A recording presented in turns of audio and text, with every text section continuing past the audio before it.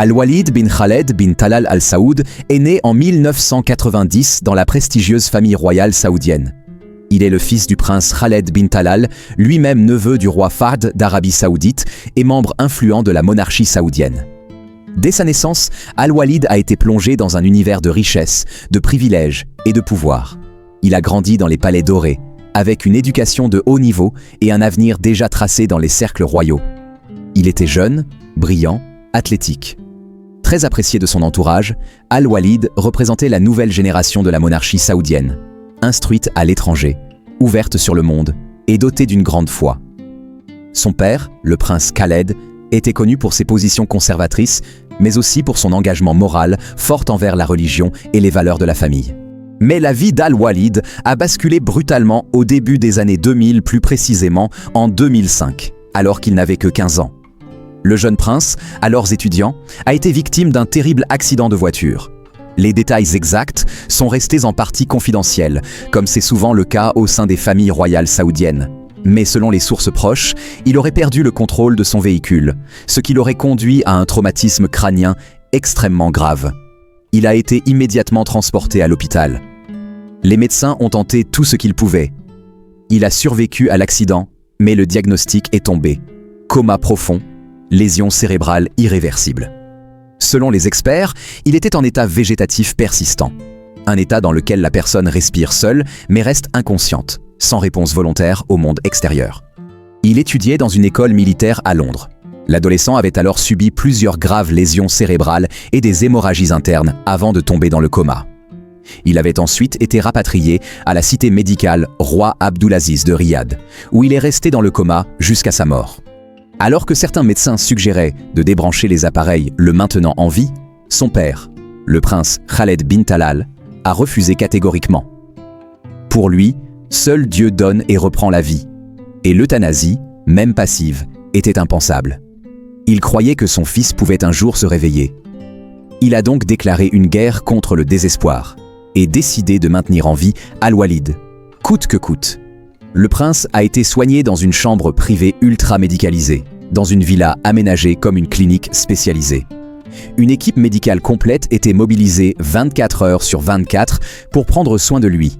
Kinésithérapeute, neurologue, infirmier spécialisé, nutritionniste. Les années ont passé. Al-Walid est resté dans le coma, mais sa famille a continué de croire à un miracle. Régulièrement, son père postait des vidéos du prince allongé, les yeux parfois légèrement entr'ouverts, des images bouleversantes qui ont ému des millions d'internautes dans le monde. Il est alors surnommé par les médias et la population le prince endormi, ou encore le prince au grand silence.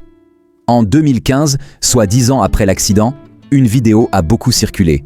On y voyait Al-Walid bouger les doigts légèrement lorsque sa tante lui parlait. Pour la famille, c'était un signe d'espoir, la preuve que son âme luttait toujours. Pour les médecins, il pouvait s'agir de simples réflexes neurologiques, mais pour le père, c'était un cadeau de Dieu. Le combat du père est devenu un acte de foi. Il déclarait que son fils était une épreuve divine.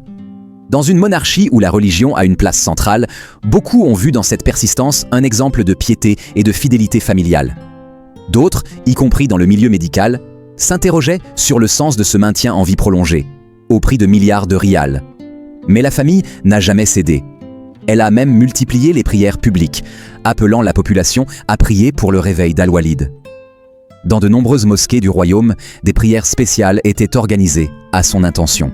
En juin 2025, après plus de 20 ans de coma, la santé du prince s'est brusquement dégradée.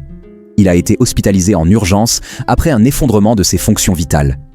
Il souffrait d'infections chroniques, fréquentes chez les patients alités aussi longtemps, et son corps montrait des signes de défaillance progressive. Le 19 juillet 2025, à l'âge de 36 ans, le prince Al-Walid bin Khaled bin Talal s'est éteint. La nouvelle a été confirmée par des membres de la famille royale sur les réseaux sociaux, provoquant une vague de tristesse dans tout le royaume.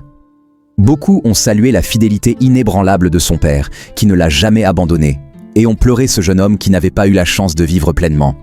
C'est son père, le prince Khaled bin Talal Al Saoud, un membre bien connu de la famille royale saoudienne, qui a annoncé que son fils était décédé ce samedi dans un établissement médical en Arabie Saoudite.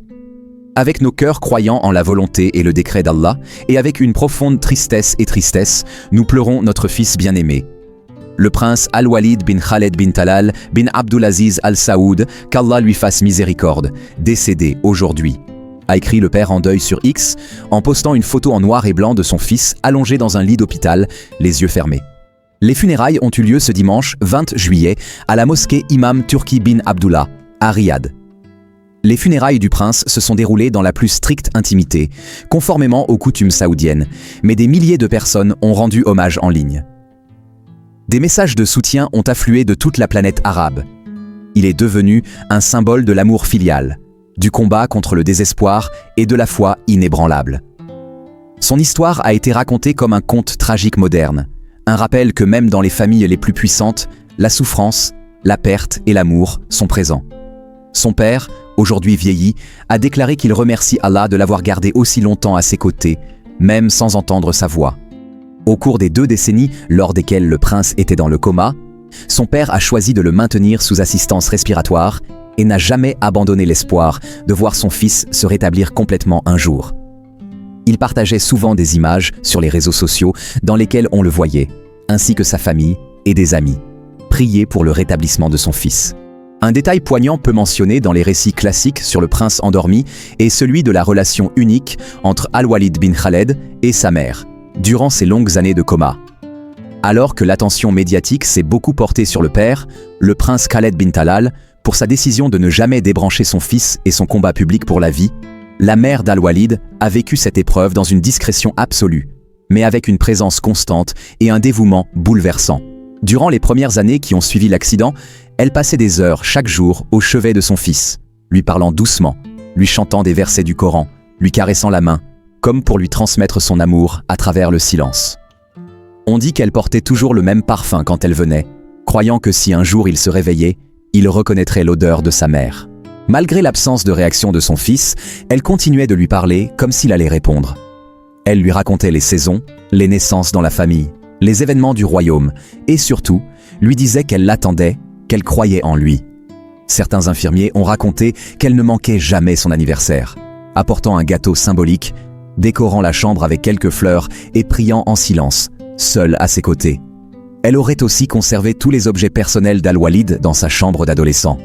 Ses cahiers, ses photos d'enfance, ses trophées d'école, dans l'espoir que, s'il se réveillait, il retrouverait un monde qui lui était familier. Ce sont là des détails jamais officiellement exposés, mais rapportés par des proches et des employés discrets du palais. Ce dévouement maternel silencieux et hors projecteur est sans doute l'un des aspects les plus touchants de cette histoire.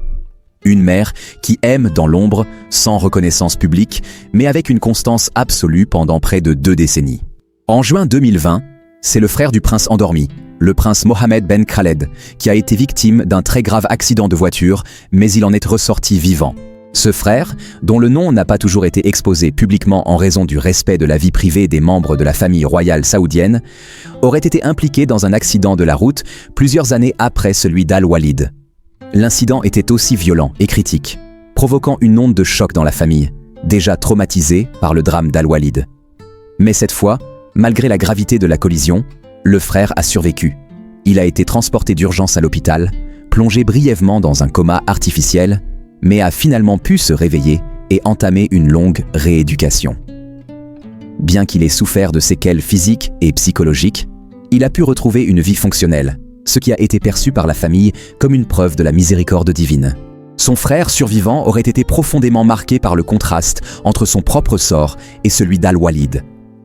Selon certains proches, il ressentait une forme de culpabilité silencieuse, se demandant pourquoi lui avait été épargné, alors que son frère, si jeune et plein d'avenir, était condamné à un sommeil sans fin.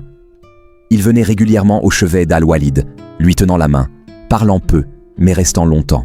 Il aurait déclaré à un membre de la famille « Chaque battement de mon cœur est une dette envers celui qui dort ».